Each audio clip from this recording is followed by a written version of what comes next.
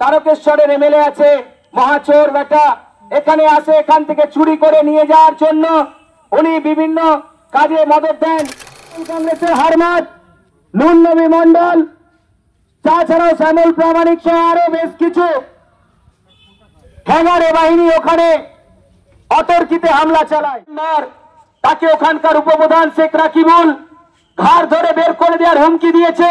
উনি যখন ব্রিজ পারাপার হচ্ছে, প্রশাসনিক কাজে যাচ্ছে, বলছে ব্রিজ থেকে ফেলে দেওয়া হবে নদীতে, তার বলে তৃণমূল কংগ্রেস নেতারা চালাচ্ছে। এখনো পর্যন্ত ফরেন্সিক রিপোর্ট পেশ করা হয়নি।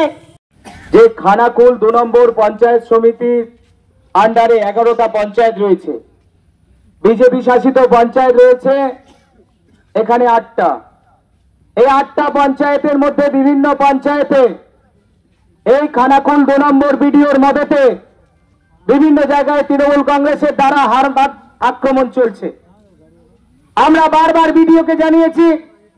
কয়েকদিন আগেই আমাদের রাজাডি 1 পঞ্চায়েতের প্রধান, উনি একজন মহিলা, ওনার ওপরে তৃণমূল কংগ্রেসের হারমাত নুন নবী মন্ডল, তাছাড়াও শ্যামল প্রামাণিক সহ আরো বেশ কিছু হ্যাঙ্গারে বাহিনী ওখানে অতর্কিতে হামলা চালায়। প্রধানকে অকথ্য ভাষায় গালিগালাজ করা হয়। এই তৃণমূল কংগ্রেস যারা এতদিন ধরে চুরি করে গেছে, এই নুন নবী মন্ডল যিনি দীর্ঘ সময় ধরে এই ব্লকের পূর্ত কর্মাধ্যক্ষ ছিলেন, রাস্তাঘাটের টাকা চুরি করেছেন, জব কার্ডের কোটি কোটি টাকা চুরি করেছেন, রেশনের খাবার চুরি করেছেন, রেশনের আটা চুরি করেছেন, তিনি আজকে বিজেপির পঞ্চায়েতের কাছে বাধা দিচ্ছে। যেখানে রাস্তাঘাট তৈরি হচ্ছে সেই রাস্তাঘাট তৈরি করতে বাধা দিচ্ছে।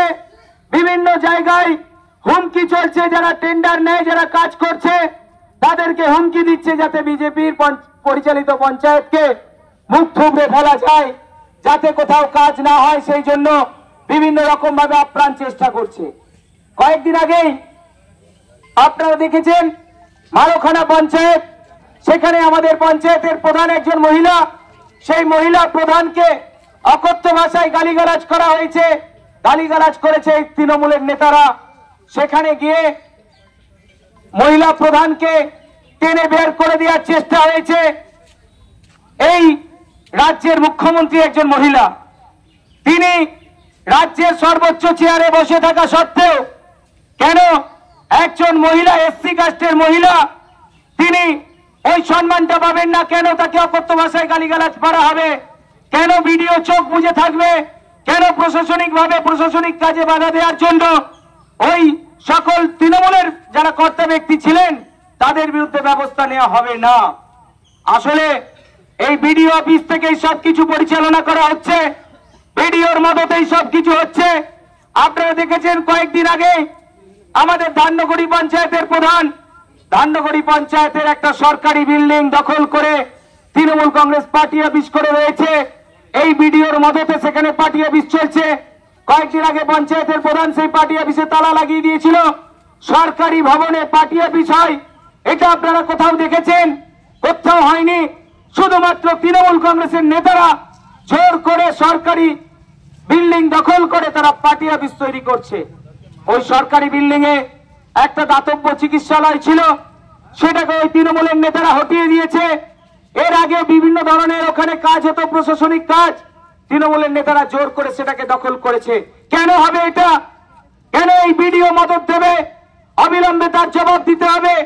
সেই সঙ্গে আপনারা দেখেছেন কয়েকদিন আগে আমাদের এক পঞ্চায়েত সদস্য, ওনাকে ধরে মারধর করা হয়েছে, বিষ্ণুপ্রিয়া কাজী তার নাম, মহিলা মেম্বার, তাকে ওখানকার উপপ্রধান শেখ রাকিবুল ঘাড় ধরে বের করে দেওয়ার হুমকি দিয়েছে।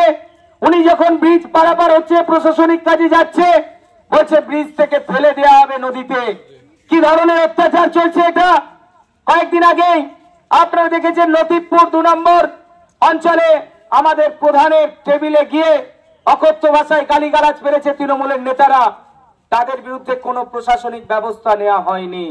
উল্টে আমাদের যারা পঞ্চায়েতের প্রধান রয়েছেন সেই সকল পঞ্চায়েত প্রধানদের হুমকি দেওয়া হচ্ছে, মিথ্যা কেস দেওয়া হচ্ছে, ফলস কেসে জড়িয়ে দেওয়া হচ্ছে, যাতে করে তৃণমূল কংগ্রেস এই সকল পঞ্চায়েতগুলো দখল করতে পারে, তার জন্য সম্পূর্ণরূপে হাত ধুয়ে লেগেছে এই ব্লকের ভিডিও। এই ভিডিওর মাধ্যমে আজকে দুর্নীতি হচ্ছে।